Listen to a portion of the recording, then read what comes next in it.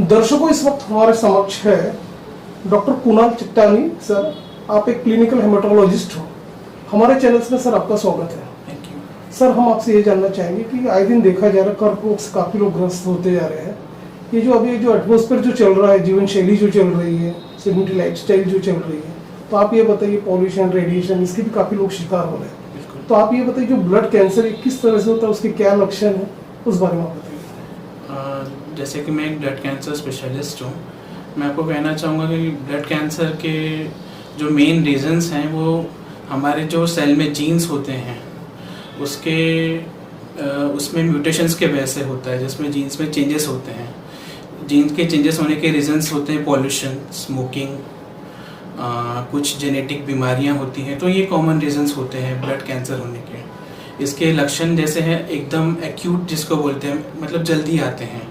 एकदम आपको फीवर आना चालू हो जाएगा, बार बार फीवर आएगा, वजन कम होगा, भूख नहीं लगेगी आपको, रात में पसीने आना चालू हो जाएंगे, मुंह से यूरिन में, मोशन में ब्लीडिंग होगा, ब्लड जाएगा। ये सारे कॉमन सिम्टम्स हैं ब्लड कैंसर के, जिससे आपको प्रेजेंट होता है ब्लड कैंसर।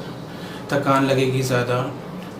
तो ये सब शॉर्ट ड्यूरेशन में होता है, जिसको हम एक्यूट कहते हैं। सर, आप ये भी बताइए कि जो ब्लड कैंसर के कितने प्रकार है, जैसे लाइपोमा, माइलोमा जो ब्लड कैंसर में आपको ल्यूकीमियाज होते हैं। 4 टाइप के ल्यूकीमियाज होते हैं। Acute myeloid leukaemia, acute lymphoid leukaemia, chronic myeloid leukaemia, chronic lymphocytic leukaemia. Lymphomas होते हैं, लिम्फोमास के टाइप्स हैं। लिम्फोमास के अराउंड 20 टाइप्स हैं। माइलोमास होते हैं। तो इनमें लिम्फोमा, ल्यूकीमिया, माइलोमा, बेसिकली ये 3 ब्लड कैंसर के कैटेगरीज हैं। सर, ये भी देखा कि जिन्हें पर्टिकुलर शुरुआत में जो अर्ली स्टेज में डायग्नोसिस होता है कि उसे कैंसर है, लेकिन एक्चुअली उसका डायग्नोसिस किस प्रकार से होता है, किस तरह से उसको बायोप्सी किया जाता है, किस तरह से वो डायग्नोसिस किया जाता है, उस बारे में बताइए। बाकी कैंसर्स का कैसे स्टेजिंग होता है, मतलब कितना फैला हुआ है। ब्लड कैंसर पूरे बॉडी में फैलता है। ल्यूकीमियास की जनरली बात करूँ मैं, तो पूरे बॉडी में ब्लड फैलता है आपका। तो उसका रिस्क होता है, मतलब उसके जीन्स कितने ख़राब हैं, कितने ख़राब जेनेटिक चेंजेस आए हैं उसमें। तो उसके लिए हम टेस्ट करते हैं उसका कि क्या रिस्क स्ट्रैटिफिकेशन में कैसे बैठेगा वो। तो एक्यूट ल्यूकीमियास की हम बात करेंगे तो रिस्क स्ट्रैटिफिकेशन होता है, स्टेजिंग नहीं होता। लिम्फोमास की हम बात की जाए, सेकेंड टाइप के ब्लड कैंसर जिसमें स्टेजिंग होता है आपका, जैसे बाकी सॉलिड कैंसर्स का स्टेजिंग होता है, कितना फैला हुआ है, उसी तरह से ये स्टेजिंग होता है। और माइलोमा का भी रिस्क स्ट्रैटिफिकेशन होता है, जिससे जीन्स कितने ख़राब हैं। 3 टाइप के मैं ब्लड कैंसर्स बोलूँ तो तीनों टाइप का अलग अलग स्टेजिंग और स्ट्रैटिफिकेशन के क्राइटेरियाज हैं। और डायग्नोसिस जो है, डायग्नोसिस के लिए आपको स्पेसिफिक टेस्ट होते हैं, जैसे फ्लो साइटोमेट्री और इम्यूनोहिस्टोकेमिस्ट्री नाम से टेस्ट होते हैं, जिसमें आपको कंफर्म पता चलता है कि किस टाइप का कैंसर है। सर, ये भी देखा कि जब फियर ब्लड कैंसर बोले तो एक आम आदमी में, एक पेशेंट में एक फियर पैनिक होता है कि ब्लड कैंसर हो गया। तो ये जो शुरुआत में जो उनका जो डर रहता है, तो वो डर लेके जब डॉक्टर के पास आते हैं और वो जब उसका डायग्नोसिस, एग्जामिनेशन जो प्रोसीजर चलती है, तो आप ये बताइए किस तरह से आप लोग उनमें, मतलब एक तरह से ये भरते कि सबसे पहली बात है ट्रीटमेंट इजी वे में हो जाएगा। सबसे पहली बात है तो उनको ये बताना कि हम पुराने दौर में नहीं जी रहे। अभी रिसेंट सारा ट्रीटमेंट अवेलेबल है, और कुछ कैंसर्स में तो 90% तक क्योर रेट है पूरा। तो इट्स लाइक अभी घबराने की बात पहले के कंपैरिजन में बहुत कम है। अभी सारे ट्रीटमेंट्स अवेलेबल है मोस्ट ऑफ द कैंसर्स के लिए। ऐसे ट्रीटमेंट जिनके साइड इफ़ेक्ट्स भी कम है। कुछ कैंसर्स में तो कीमोथेरेपी का रोल भी नहीं रहा अभी।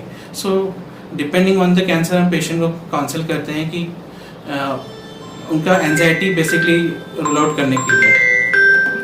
सर, ये भी देखा गया कि जो व्यक्ति अल्कोहलिक है, जो व्यक्ति नॉन अल्कोहलिक है, उनमें भी ये सिम्टम्स पाए जा रहे हैं। सिम्टम्स हैं। तो आप ये बताइए, मेजर जो रीजन है, जैसे रेडिएशन बोला आपने, पॉल्यूशन बोला, स्मोकिंग बोला, तो उसके अलावा और भी क्या फैक्टर्स है उसके लिए रिस्पॉन्सिबल ब्लड कैंसर के लिए?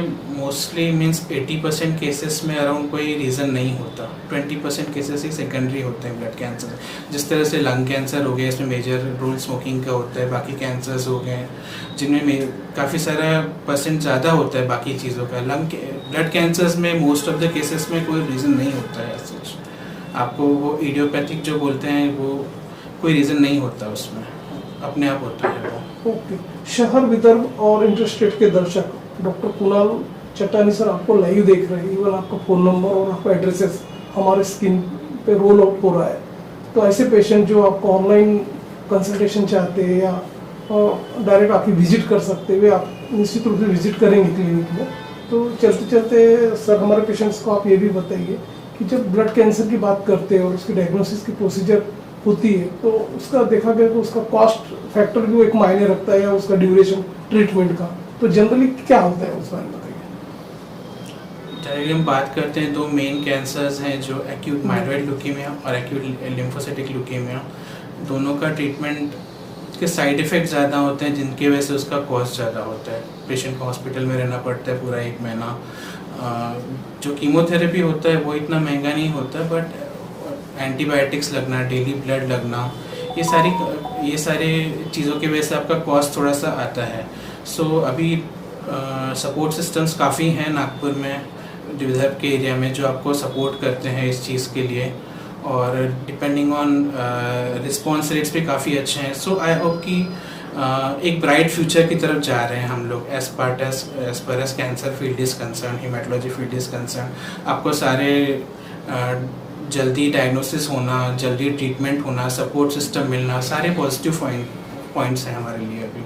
सर ये भी देखा कि आफ्टर कोविड के बाद जो स्थिति निर्माण हुई है और जो कोमॉर्बिडिटी जो पेशेंट है, यदि उनको अर्ली स्टेज में कैंसर डिटेक्ट होता है तो कितने चांस होते हैं कि वो रिकवर हो जाए अर्ली स्टेज में? अर्ली कोमॉर्बिडिटीज़ में हम स्लो ही चलते हैं। बेसिकली हम लो डोज कीमोथेरेपी हम ट्राई करते हैं पहले।